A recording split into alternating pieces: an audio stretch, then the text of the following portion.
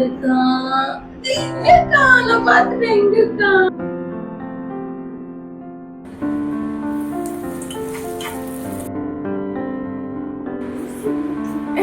புசு புசு பூரி.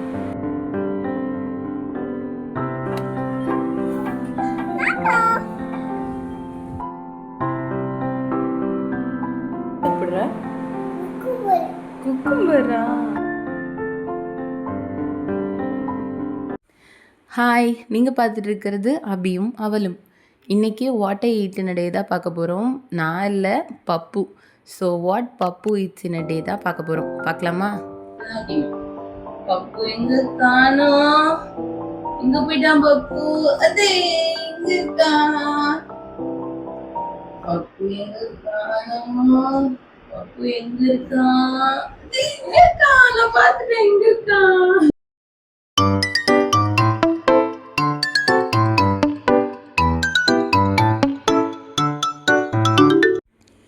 பப்புக்கு இப்போது 2.5 வயசு ஆகுது. 2 வயசு முன்னாடி வரைக்கும் தான் டெய்லி பால் குடிக்கிறது, ஒரு நாளைக்கு 2 கப் பால் குடிக்கிறது அந்த மாதிரிலாம் இருந்தது. பட் இப்போலாம் வந்து நைட்டு தூங்குறதுக்கு முன்னாடி மட்டும்தான் 1 கப் பால் குடிச்சிட்டு தூங்கிடுவான். மோஸ்ட்லி இந்த மாதிரி மார்னிங் சீக்கிரம் எழுந்திரிச்சிட்டான், 7 o'clock முன்னாடி எழுந்திரிச்சிட்டான் அப்படின்னா மட்டும்தான் நான் வந்து மார்னிங் டைமில் பால் கொடுப்பேன். இல்லைனா டைரெக்டாக பிரேக்ஃபாஸ்ட் தான் கொடுப்பேன். இன்றைக்கி வந்து 7 o'clock எழுந்திரிச்சிட்டான். ஸோ பிரேக்ஃபாஸ்ட்டுக்கு ஒரு 1 hour டைம் இருந்தது அப்படின்றனால இன்றைக்கி வந்து பால் கொடுத்துட்டேன். பால் குடிச்சிட்டு கொஞ்சம் நேரம் காம் டவுன் ஆகி உட்காந்துட்டு விளையாடிட்டுருப்பான்.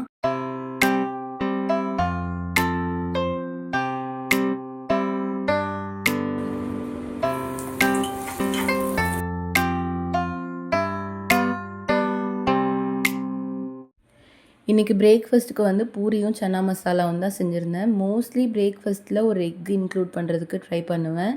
தோசை அந்த மாதிரி ஏதாச்சும் இருந்ததுன்னா முட்டை தோசை போட்டு கொடுத்துருவேன். பட் இன்றைக்கி வந்து பூரின்றதுனால எக் வந்து டின்னரில் இல்லை ஸ்நாக்ஸில் அந்த மாதிரி எதுலையாவது இன்க்ளூட் பண்ணிடுவேன். ஸோ ஒரு நாளைக்கு ஒரு எக் வந்து மஸ்ட்டு.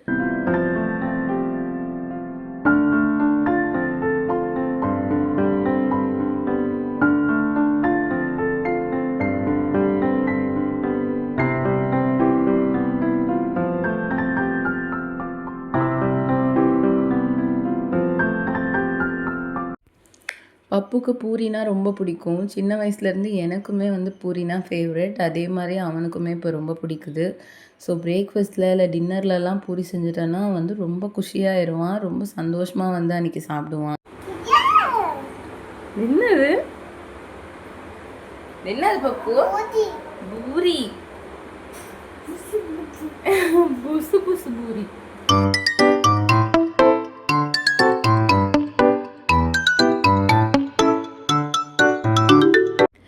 இப்போது ஒரு 2-3 நாளாக இந்த சேரில் தான் நான் வந்து உட்காந்து சாப்பிடுவேன், டிவி பார்ப்பேன், இது என்னோடய சேர் அப்படின்னு சொல்லி இந்த சேரை தலையில் வச்சுட்டே சுற்றிட்டுருக்கான்.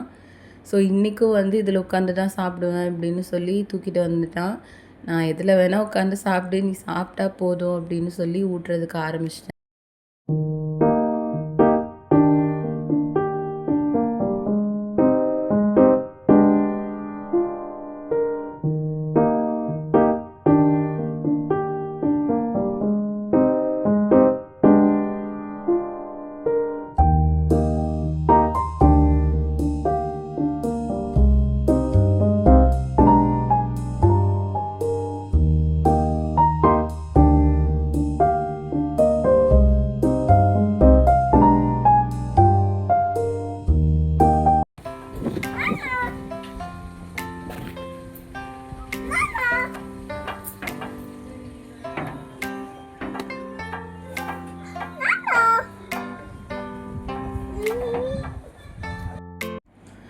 இன்றைக்கி லஞ்சுக்கு வந்து மஷ்ரூம் பிரியாணி தான் ரெடி பண்ணிகிட்ருந்தேன்.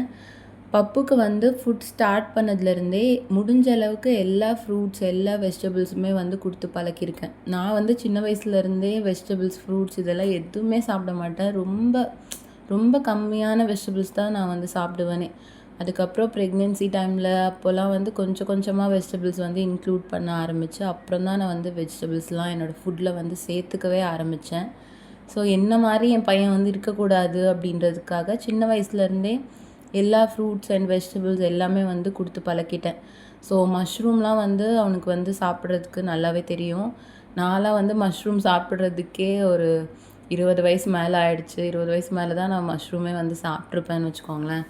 ஸோ அந்த மாரி உங்கள் குழந்தைங்க வந்து ரொம்ப பிக்கி ஈட்டராக இருக்கக்கூடாது. எல்லா வெஜிடபிள்ஸு, ஃப்ரூட்ஸு எல்லாமே சாப்பிடணும் அப்படின்னா, ஃபஸ்ட்டு இந்த ஒரு 2 வயசுக்குள்ள முடிஞ்ச அளவுக்கு எல்லா ஃபுட்டுமே வந்து சாப்பிட்றதுக்கு கத்துக் குடுங்க. அந்த மாரி சாப்பிட்டுட்டாங்க அப்படின்னாலே, அவங்க பெருசாக பெருசாக எல்லாமே சாப்பிட கத்துப்பாங்க.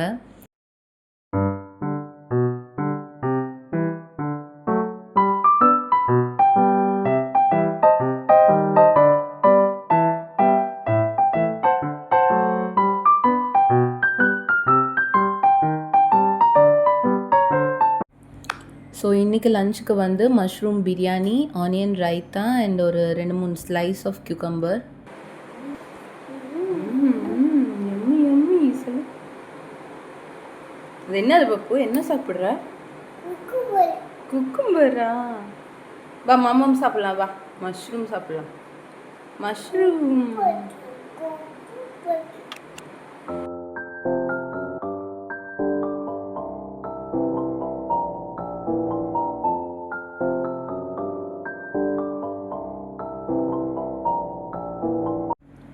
நான் என்னதான் ஸ்டார்டிங்லேருந்து பப்புக்கு நிறைய வெரைட்டி ஃபுட் வந்து கொடுத்து பழக்கியிருந்தாலும், நான் அந்த ஸ்டார்டிங் ஸ்டேஜ்லலாம் வந்து நிறைய ஃபுட் வந்து வேண்டான்னு ரிஜெக்ட் பண்ணிருவான். இது வேண்டாம், இது வேண்டாம் அப்படின்னு சொல்லி. பட் நீங்கள் வந்து ஸ்டில் ட்ரை பண்ணணும். இப்போ வந்து நான் இந்த மஷ்ரூம் பிரியாணி கொடுக்குறேன்னு வச்சுக்கோங்களேன். இதில் வந்து மஷ்ரூம் வந்து ஃபுல் பீசஸாக இருக்குது. அப்படி வந்து குழந்தைங்க வேண்டாம் அப்படின்னு சொல்கிறாங்கன்னா, மஷ்ரூமை வந்து கிரைண்ட் பண்ணி ஏதாவது டிஷ்ஷில் ஆட் பண்ண முடியுமா? கட்லெட் மாதிரி, நக்கெட்ஸ் மாதிரி, இந்த மாதிரி டிஃப்ரெண்ட்டான டைப்ஸில் வந்து நீங்கள் செஞ்சு கொடுத்து ட்ரை பண்ணுங்கள். அந்த டேஸ்ட் வந்து அவங்களுக்கு தெரிஞ்சிருச்சு அப்படின்னா, நெக்ஸ்ட் வந்து கொஞ்சம் கொஞ்சமாக அந்த ஃபுட்டை வந்து நீங்கள் இந்த மாதிரி பீசஸாக கொடுக்கறதுக்கு ஸ்டார்ட் பண்ணலாம். ஸோ இப்போ வரைக்கும் பப்பு ரிஜெக்ட் பண்ணுற வெஜிடபிள்ஸ், ஃப்ரூட்ஸ் எல்லாமே கொஞ்சம் நிறையவே இருக்குது. பட் ஸ்டில் நான் வந்து ட்ரை பண்ணி ஏதாச்சும் ஒரு ஃபார்மில் வந்து வெஜிடபிள்ஸ் அண்ட் ஃப்ரூட்ஸ் வந்து கொடுத்துருவேன். ஒரு 1.5 வயசுலலாம் பப்பு வந்து கம்ப்ளீட்டாக சாப்பிட்றதே வந்து ஸ்டாப் பண்ணிட்டான். ஒரு நாளைக்கு ஒரு கம்ப்ளீட் மீல் சாப்பிட்டானாலே பெருசு அப்படின்ற மாதிரி பண்ணிட்டான். அப்போல்லாம் வந்து நான் வந்து என்ன ட்ரை பண்ணேன் அப்படின்னா, இதுக்கு முன்னாடி வந்து அவனுக்குன்னு ஒரு தனி சேர் வந்து கொடுத்துட்டு, அவனுக்குன்னு ஒரு தனி பிளேட் கொடுத்து, அவனுக்கு தனியாக ஒரு டைம் வந்து சாப்பிட்றதுக்குன்னு அலாட் பண்ணி சாப்பிட வச்சுட்ருப்போம். அப்போ வந்து சாப்பிட்றத கம்ப்ளீட்டாக ஸ்டாப் பண்ணதுக்கப்புறம் என்ன தான் பண்ணுறது அப்படின்னு ரொம்ப ஸ்ட்ரகிள்ஸ்க்கு அப்புறம் நாங்கள் சாப்பிடும்போதே எங்கள் கூடவே உட்கார வச்சு சாப்பிட வைக்கிறதுக்கு ட்ரை பண்ணோம். ஸோ இப்போ வரைக்குமே பப்பு வந்து நாங்கள் சாப்பிடும்போது எங்கள் கூட சேர்ந்து தான் சாப்பிடுவான். ஒன்று எங்கள் கூடயே எங்கள் பிளேட்லேயே வந்து ஊட்டிடுவேன்.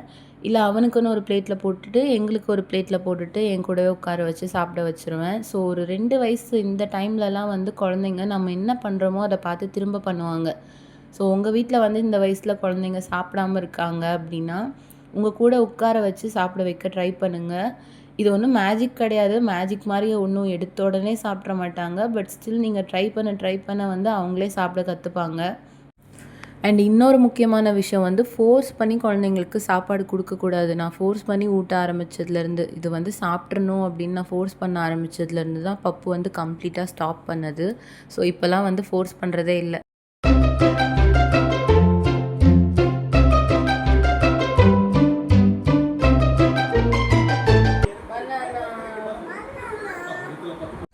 யூசுவலாக பிரேக்ஃபாஸ்ட் சாப்பிட்டு முடிச்சு ஒரு 1 ஆர் 2 ஹவர்ஸில் வந்து பனானா சாப்பிட கொடுப்பேன் லஞ்சுக்கு முன்னாடி.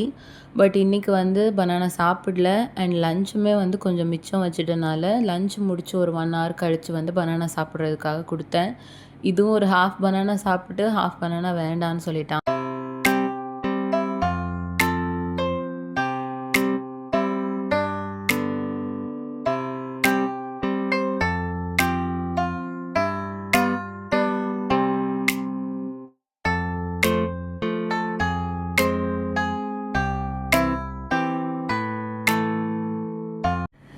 ஈவினிங் ஸ்நாக்ஸுக்கு வந்து ஏதாச்சும் ஒரு ஃப்ரூட், மோஸ்ட்லி வந்து சீஸ்னல் ஃப்ரூட்ஸாக தான் இருக்கும். ஸோ இப்போ வந்து மேங்கோ சீசன்றனால ஆல்மோஸ்ட் எல்லா நாளுமே எங்கள் வீட்டில் வந்து ஈவினிங் ஸ்நாக்ஸுக்கு மேங்கோ தான் இருக்குது.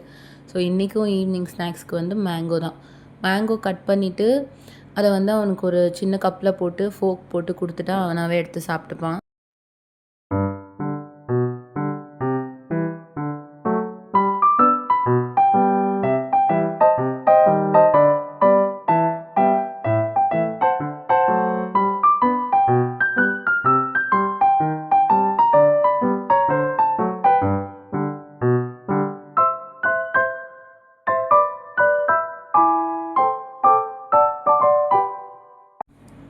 ஈவினிங் ஸ்நாக்ஸுக்கு இந்த மாதிரி ஃப்ரூட் சாப்பிட்டதுக்கப்புறம் டின்னருக்கு வந்து ஒரு 2 ஹவர்ஸ் கேப் தான் இருக்கும். இப்போலாம் வந்து டின்னர் வந்து ரொம்ப ஏர்லியாகவே சாப்பிட்டுறோம். ஒரு 7:30க்குள்ளெல்லாம் டின்னர் கம்ப்ளீட் பண்ணிடுவோம்.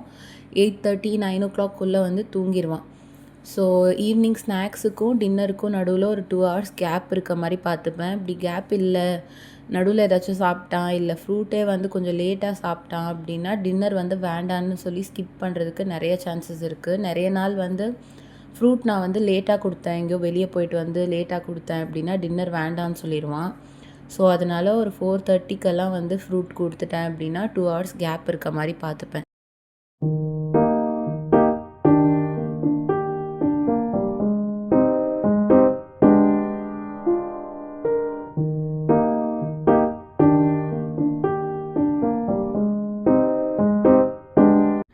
இன்றைக்கி டின்னருக்கு வந்து சப்பாத்தியும் அண்ட் மார்னிங் வச்சுருந்தேன் அந்த சன்னா கிரேவியும் தான்.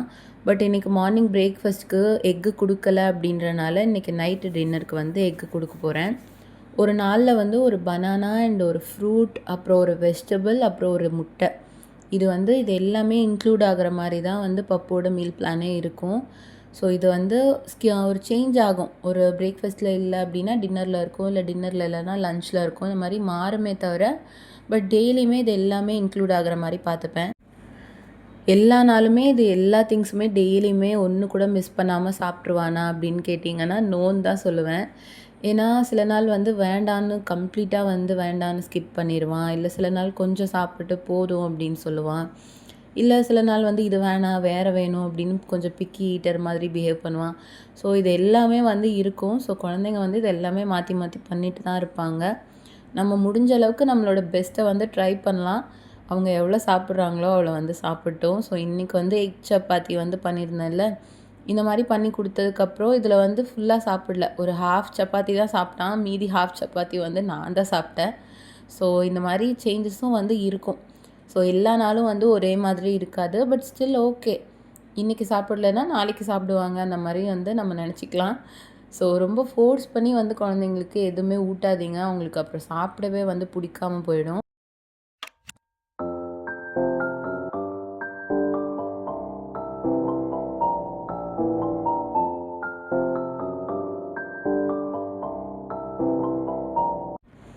இந்த 7:30க்கு டின்னர் சாப்பிட்றதோட இன்றைக்கி மீல் வந்து கம்ப்ளீட் ஆகிடும்.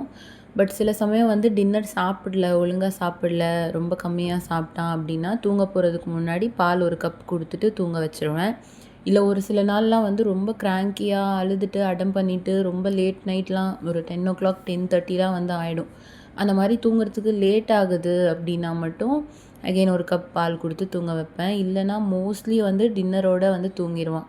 ஸோ டின்னர் சாப்பிட்டு ஒரு 1 or 2 ஹவர்ஸ்க்குள்ளவே வந்து தூங்கிடுவான்.